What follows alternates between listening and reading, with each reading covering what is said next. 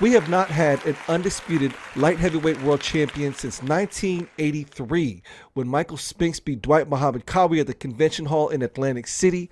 Well, here we are. What is that? 41 years later, finally out there in Riyadh, Saudi Arabia, we had that man, Artur Beterbiev, win by a majority decision.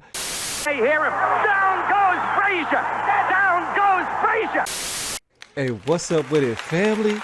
It's your boy, Hot Boxing Minute, back at you with the uncut realness as only I can deliver it to you.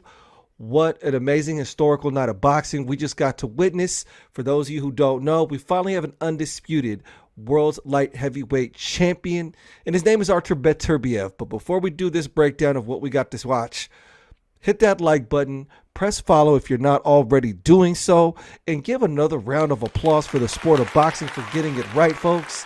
We have not had an undisputed light heavyweight world champion since 1983 when Michael Spinks beat Dwight Muhammad Qawi at the Convention Hall in Atlantic City. Well, here we are. What is that? 41 years later, finally out there in Riyadh, Saudi Arabia, we had that man, Artur Beterbiev, win by a majority decision, and his scores cards as they were read was 114-114 draw, 115-113 Beterbiev, 116-112 Beterbiev, and a lot of people were heated about the decision. It was a great fight. And you go online on the social media and you got all kinds of different reactions to how this fight broke down. Oddly enough, there were people who were online saying that the fight didn't live up to its expectations, or that I don't even know. I don't know where they get off thinking that. Those kind of people, I believe, have some kind of agenda based on their promotional company allegiances, or they just want to troll for the sake of rage baiting. I'm not really sure. But most boxing pundits and fans of the sport, like real sincere fans, I didn't really see any real legitimate boxing pundits or boxing writers criticizing the fight. It was a marvelous fight. It was everything boxing is supposed to be, and it was definitely one of those moments where if you were a boxing purist and you were watching it, you know you got to watch something special. I just want to celebrate. The fight itself, you know, it went all 12 rounds. It went to a decision. Of course, Artur Beterbiev, the new undisputed light heavyweight world champion of boxing. And I had it, when I looked down at my scorecards, when all was said and done, 115-113 in favor of that man, Artur Beterbiev. And I could have seen it go any other way. Obviously, you had one of those scorecards at 114-114 draw, so it was quite possible to have seen it as a draw. I don't blame anybody for seeing it in favor of Beterbiev, or of Dmitry. It could have been scored any other way. I put question marks on a lot of the rounds I was scoring, and that is when I believe the round to be something you could consider to be a swing round. The story essentially was Artur Beterbiev pressing the action from the opening bell, which is what we all expected. Dmitry Bivol using his footwork to intelligently go in and out with that Soviet pendulum style and a lot of lateral movement. Artur Beterbiev pressing the action, and it was a high stakes, high pressure chess match of a boxing event. And each round, it seemed like they were constantly making adjustments to each other. The first round was tentative. They were using their jabs towards the end of that first round. We got to see Artur Beterbiev get off a nice little combination. That's why I gave him the first round. And then you would see Dmitry Bivol adjust in that second round. He kept Artur Beterbiev at bay with his very, very well-placed jab work. The third round, they both were throwing good combinations at each other. I edged it to Artur Beterbiev for pressing the action. Now, the fourth round, roughly a swing round. Dmitry Bivol was easily throwing the flashier combos, and there were certain times where Artur Beterbiev would let Dmitry Bivol get close and would begin to unload his work. And it wasn't until the fifth round where things really started to get spicy. That was where I saw Artur Beterbiev finally start to drop the first meaningful body shot. And that's why I gave him the fifth round. A lot of people gave Bivol the fifth round. They both had some good exchanges, but for me, the concussive power that Artur Beterbiev connected with in that fifth is the reason why I gave him that round. And that was when he started to invest in the body a little more throughout the fight. The one thing I mentioned in my previous pre-fight analysis is that Artur Beterbiev did not invest heavy in body work when he fought Marcus Brown or Alexander Volstik. He was just doing his thing, beating him up to the head, and eventually got the stoppage. Well, towards the 5th round of this fight, Artur Beterbiev finally started to invest heavily in the body work. In the 6th round, Beterbiev seemed to have more luck finding the body. Good exchanges. That could have gone up as a swing round. So I ended up kind of swinging that towards, Dmitry Bivol's favor. In the 7th round, Bivol and Beterbiev both had great flurries, great exchanges, but that was where I saw Artur Beterbiev start to invest even more punches to the body, which is what I think he should have done from round 1 when you're dealing with someone like Dmitry Bivol. So I gave that one to Beterbiev. Round 8, great back and forth, great exchanges. I gave that one to Bivol. In the 9th round, another excellent round full of great exchanges. The story of the fight pretty much was Artur Beterbiev cutting off the ring and trying to keep up with Dmitry Bivol's footwork. And every, 30 seconds or so, Artur Beterbiev would finally get Dmitry Bivol to slow down and get his back against the ropes and would let off a salvo of punches. Round number 9, I gave that to Dmitry Bivol.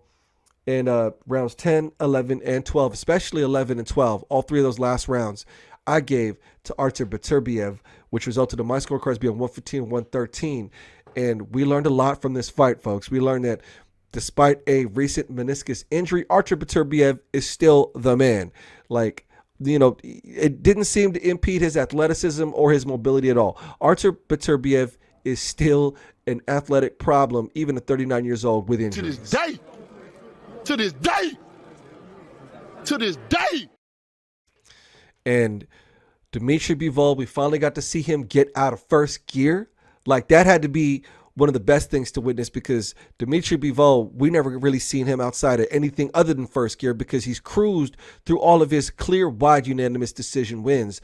This time, we saw him really get in the trenches. He was mixing it up with Artur Beterbiev. We learned that Dmitry Bivol is a straight-up dog. We also learned that he has a granite chin. Anybody who can withstand the punches and the power of Artur Beterbiev is a force to be reckoned with, and you got to respect that man's chin, because, Artur Beterbiev's is just knocking everybody the hell out. Artur Beterbiev is still undefeated now. He's 21-0, but he doesn't have a 100% knockout to win ratio.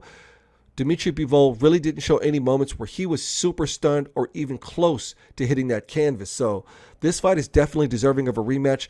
It looks like both are very interested in a rematch. Salute to Dmitry Bivol for taking it on the chin like a man in a post-fight speech, in his post-fight address to the media. He said, "I make no excuses. I probably should have thrown more combinations." Either man could have won this fight. It was an excellent, excellent, excellent fight. And if there is one person that probably came out another winner in this fight, would be the person that probably has the most issues with Dmitry Bivol. Where's the beef? Where's the beef? Hey, where's the beef?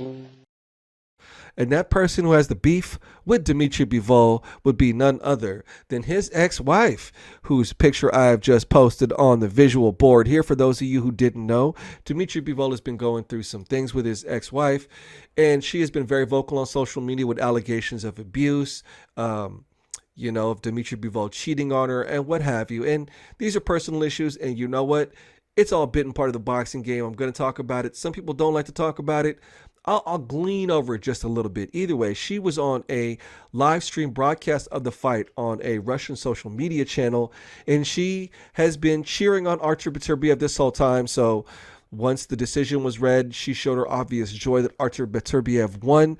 And yeah, that was pretty fascinating turn of events. And she went viral on social media because of her odd disdain for her ex-husband and father of her children, Dmitry Bivol. Welcome to the wonderful, crazy, upside-down world of boxing. I've got a visual here of the scorecards I want to post up so you can see. 114 on Manuel Palomo's cards. 113 for Artur Beterbiev on Glenn Feldman's cards. And the most suspect one, I think, was the 116-112 by Pavel Cardini. I don't see any world where that fight was a 116-112. I couldn't confidently give 4 rounds to anybody in that fight. I had Artur Beterbiev up by 2 rounds. No way either one of them got a 4-round advantage, not as far as I'm concerned. Welcome to boxing. You know, these judges, they definitely make questionable decisions. And that guy Pavel, I don't really know. I don't like that shit. For sure, bro. I don't like that shit. So, boxing community, I was one to be in agreement with those scorecards. Not scorecards, sorry. The decision. That 116-112 scorecard is very much suspect, right? How did you feel about the fight? Did you feel the right decision was made, crowning Artur Beterbiev the first undisputed light heavyweight world champion of the 21st century? Or do you think it should have gone to Dmitry Bivol? Let me know in the comment section what you thought. Hit that like button if you have not already done so. Oh, let's talk about the comedy post of the evening. Goes to Edgar Berlanga. He made this post on social media, his words exactly, and I quote, "I would stand toe-to-toe with Artur, as in book writer, toe-to-toe with Artur and knock him out. No IQ or head movement needed." Yeah. Congratulations, Mr. Edgar Berlanga. I suggest he stick to celebrating his loss to Canelo.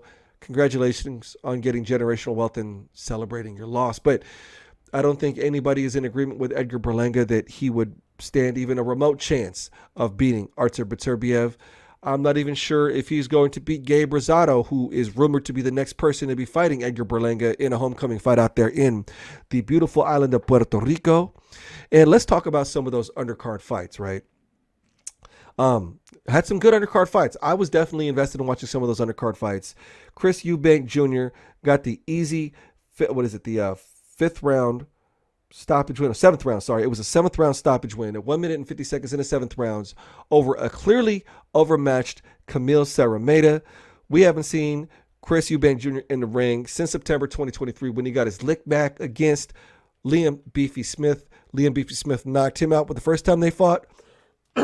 The second time they fought, Chris Eubank Jr. knocked out Liam Beefy Smith. Now under the guidance of Jonathan Banks. Some of you might remember Jonathan Banks for being the former professional fighter that ended up coaching Triple G in the latter parts of his career. Chris Eubank Jr. clearly the bigger man, clearly outclassing Camille Sarameda on his way to a 25th knockout of his career. Chris Eubank is now 34-3 with 25 knockouts. Pardon me. I'll be honest with you. I'm not the biggest Chris Eubank Jr. fan. I grew up watching Nigel Benn as a kid. Nigel Benn, Chris Eubank Sr. Grew up seeing Steve Collins. Grew up watching Roy Jones Jr., of course, and all those guys in that fun generation of fighters.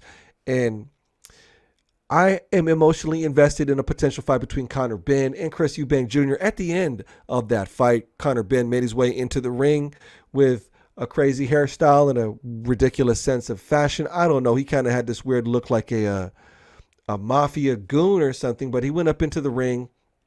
They had this nice face-off, very aggressive, typical harsh words being said to each other. I'm not even sure how the logistics of that fight work out. Conor Benn is still banned from boxing by the British Boxing Board of Control and essentially can't fight anywhere in the United States except for, I think, did he fight in Las Vegas? I think he fought in Las Vegas and Florida maybe. But as far as I know, he might be banned from fighting even in most of the states in the United States. I guess maybe they'll potentially put that fight in Riyadh. Obviously, for UK boxing fans who grew up watching boxing, there's a lot of investment emotionally into watching that fight. I'm eager to watch it just for the curious case of seeing the progeny of the Dark Destroyer, Nigel Benn, and Chris Eubank Sr. go at it. So I'm down to watch that fight. Would I pay for it? Probably not. We got a chance to watch Sky Nicholson get a clear unanimous decision win over Raymond Chapman, successfully defending her WBC featherweight strap at a score of 99-91 and 2 scorecards of 98-92. Essentially at her best, the judges gave Raven Chapman 2 of the rounds out of 10. I'm going to say this again. I believe women's boxing, just like Amanda Serrano wants it to be, they should be 3-minute rounds. Championship fights should be 12-round fights, not 10-round, 2-minute fights. But either way, 10 rounds, 2-minute rounds. I'll watch the fights because women are very talented in the sport of boxing. And Sky Nicholson, I'm finally on the Sky Nicholson train, y'all. I'm finally on the Sky Nicholson train. I'll admit it. Hats off to Sky Nicholson. She's dope. I wasn't a big Sky Nicholson fan. I didn't like her performances, many of them in the build-up to this fight specifically. Raven Chapman is a tough competitor. She's undefeated coming into this, has a decent amateur pedigree. Sky Nicholson, as far as I understand the situation, and I've been following this for a while, was ducking Tiara Brown. And I want to see the fight between her and Tiara Brown. After she won the fight, she said, I want to fight Tiara Brown next. She's been calling out Amanda Serrano. I don't know if Amanda Serrano has any interest in fighting Sky Nicholson. I want to see her fight Tiara Brown. That's the fight I want to see. Sky Nicholson looked amazing in this fight against Raven Chapman. I'm a believer now, folks. I believe in what Sky Nicholson is capable of. She's got great footwork. She is an intelligent boxer.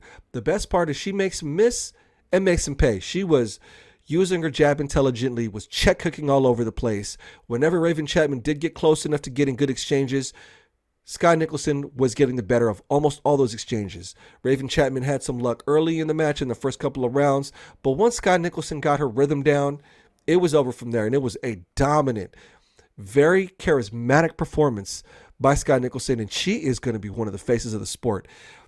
I want to see her against Tiara Brown. Tiara Brown is a very, very tough competitor. She's undefeated.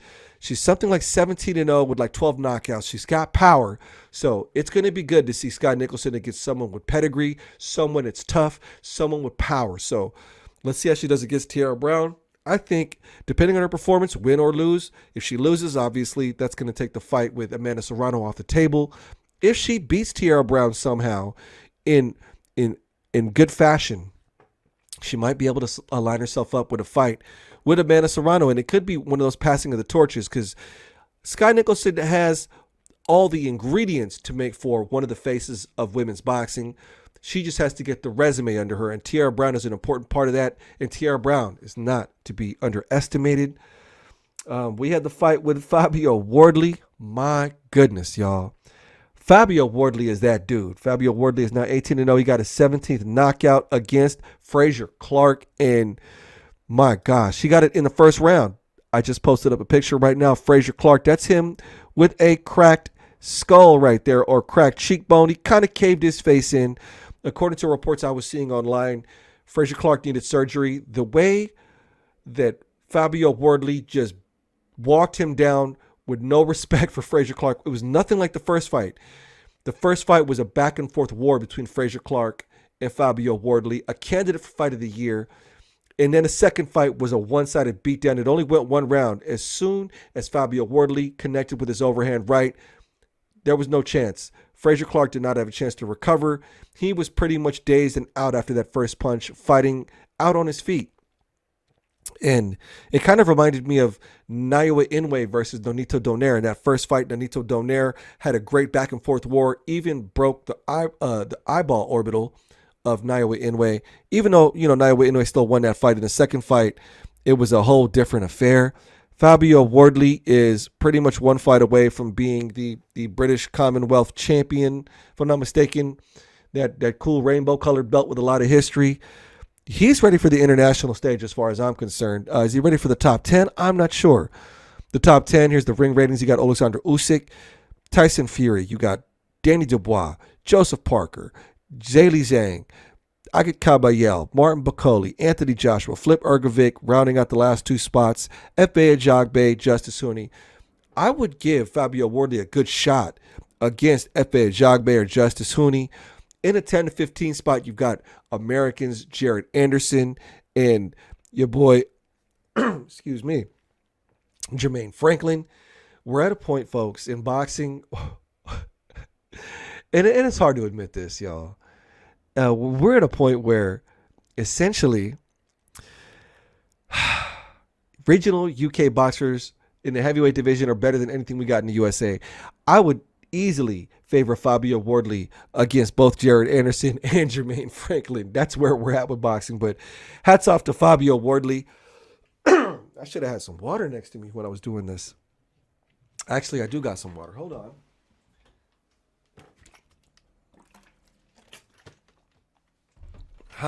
Much better. Pardon me. And then, of course, there was Ben Whitaker, the Olympic silver medalist. The guy who was all over highlight reels on social media and TikTok looking like the second coming of Prince Nassim Hamed. Unfortunately, he was only fighting much lesser competition, so those of us with astute and educated boxing eyes were not falling for it. We wanted to see him against better competition. Pardon me. And in comes in Liam Cameron. This fight right here really exposed Ben Whittaker, y'all. At the end of the 5th round, they had a tussle up against the ropes, and essentially Ben Whittaker was holding on to Liam Cameron, leaned backwards, and they both fell out of the ring. And afterwards, Ben Whittaker claimed he injured his leg. When they were looking at the footage, when me and my peoples were looking at the footage afterwards, we're replaying it, watching them fall. And even the broadcast team was replaying the footage. There was no sign that Ben Whittaker landed incorrectly on his feet anywhere. He landed on the side with Liam Cameron on top of him. Ben Whittaker in that fight up until that 5th round. The first couple of rounds, Ben Whittaker's speed was kind of giving him an advantage against Liam Cameron. Liam Cameron adjusted, and then it started to turn into a very chipper dog fight. And it looked like Liam Cameron was winning those last 2 to 3 rounds. I had Liam Cameron up going into that topple over, or at least tied for two rounds apiece, with Liam Cameron winning that 5th round before they toppled over. And it kind of gave me flashes and glimpses of that Montana Love fight with Steve Spark, where Steve Spark was well on his way to knocking Montana Love out. And Montana Love ended up pulling a WWE maneuver and throwing Steve Spark out the ring, getting himself disqualified, folks. I got no mercy and no love for fighters who take the easy way out of a fight like that. It was clear as day that Ben Whittaker knew what he was doing. He knew he was getting whooped. He knew Liam Cameron was game and a dog opponent. And he did what he could. He pulled the emergency ripcord and took advantage of that small loophole to get out of that fight. It became a split decision draw, which I don't agree with, but it is what it is. Ben Whittaker managed to save his undefeated record. He's 8-0-1 with 5 knockouts. Liam Cameron, my heart goes out to him. He is 23-6-1 now. Liam Cameron has had his fair share of mishaps in the boxing game. He got suspended due to testing positive for cocaine, recreational substances, what have you. And then he's had his issues with substance abuse. But he was very game in his recent split decision loss to Lyndon Arthur. Very, very game. And it was a very competitive, fun fight. And he was game in his fight against Ben Whittaker. And I hope they give Liam Cameron an opportunity to get that lick back, because I think Liam Cameron could beat Ben Whittaker. Ben Whittaker needs to go back to the drawing board with his training team and figure out what it is he's trying to do as a professional in this game, because his style, it's not acclimating well. I don't know what it is he's doing wrong. That's not my job to be the trainer. I'm just here to observe the sport and speak on what it is I observe. I think Ben Whittaker is food for any of the top light heavyweights. That division is packed with killers. So leave it up to him to figure out. Boxing community, what did you think about that Riyadh fight card? Did you agree with the decision? Artur Beterbiev versus Dmitry. Do you think Artur Beterbiev is the rightful undisputed light heavyweight world champion?